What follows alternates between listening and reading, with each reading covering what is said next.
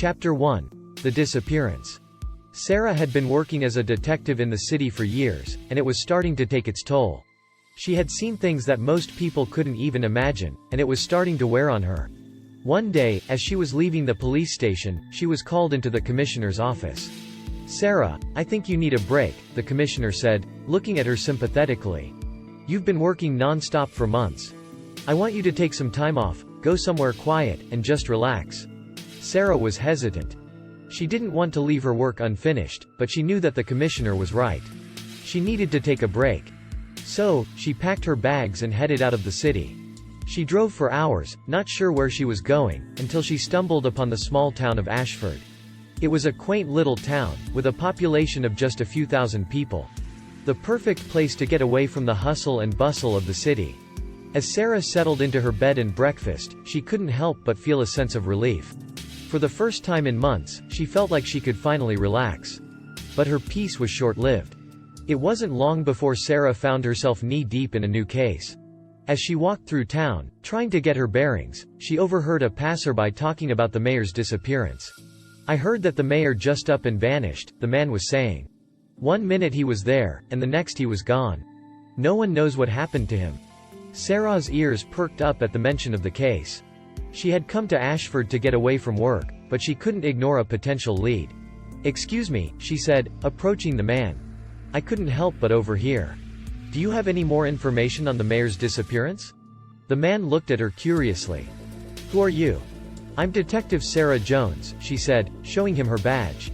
"I'm here to help with the investigation." The man nodded. "Well, I don't know much, but I do know that the mayor had been acting strange before he disappeared. He had been seen around town with some unsavory characters, if you know what I mean." Sarah's interest was piqued. "What do you mean, unsavory characters?" The man shrugged. "I don't know who they were, but I heard they weren't from around here. They were causing trouble, getting into fights, that sort of thing. And then the mayor just disappears. It's all very strange." Sarah thanked the man for his information and headed back to her bed and breakfast. She knew that this was a lead that couldn't be ignored. Two halves.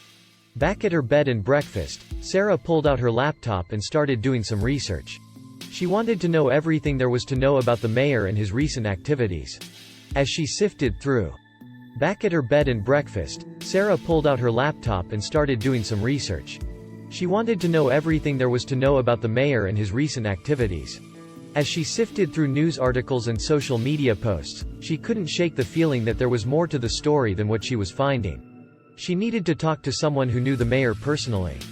That's when she remembered the conversation she had with her former partner, Mark, before she left the city. He had mentioned that he had a friend who used to live in Ashford. Sarah quickly picked up the phone and called Mark. "Hey, Sarah, what's up?" Mark answered. "Mark, I need your help," Sarah said, her voice urgent. "Do you remember that friend you had who used to live in Ashford? Do you still have his contact information?" Mark paused for a moment. "Yeah, I still have it. Why do you ask?" "I'm working on a case here, and I think he might be able to help," Sarah explained. "Sure, I'll send you his contact information," Mark said. "But Sarah, be careful. You don't know what you're getting into." Sarah knew that Mark was right, but she couldn't ignore the feeling in her gut. She needed to know what happened to the mayor, and she was willing to do whatever it takes to find out. As she waited for Mark's friend to get back to her, Sarah continued to research the case. She talked to locals, combed through police reports, and tried to piece together what happened. Finally, after what felt like an eternity, Mark's friend called her back.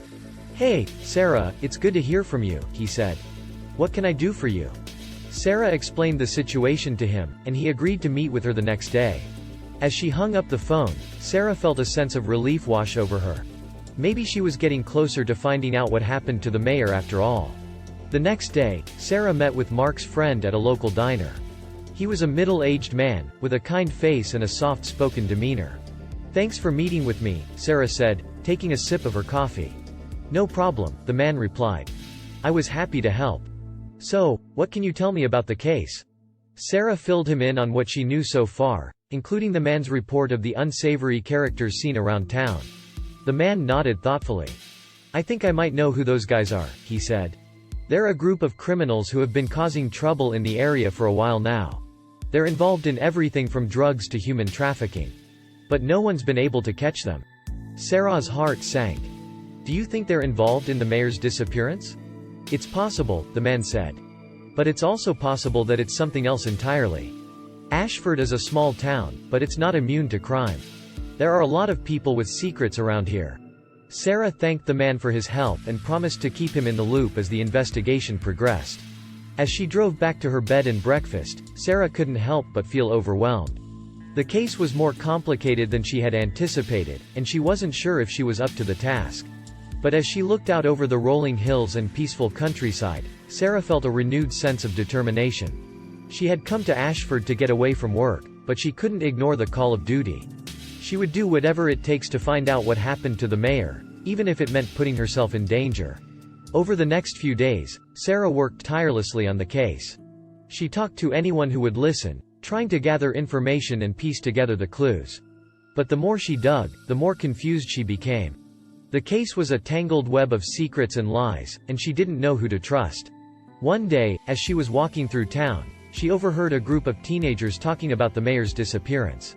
"I heard he owed some bad people a lot of money," one of them said. "And when he couldn't pay up, they took him." Sarah's ears perked up at the mention of the bad people. She had a feeling that they were the same group of unsavory characters that the man in the diner had mentioned. She approached the teenagers cautiously. "Excuse me, can I ask what you're talking about?" The teenagers looked up at her, startled. "Nothing, just hanging out," one of them said. Sarah didn't believe them. "I couldn't help but notice that you're talking about the mayor's disappearance. Do you have any information that might be helpful?" The teenagers looked at each other, then one of them spoke up. "We might know something." Sarah leaned in, eager to hear what they had to say. And as they told her their story, Sarah realized that she had stumbled onto something big. To be continued.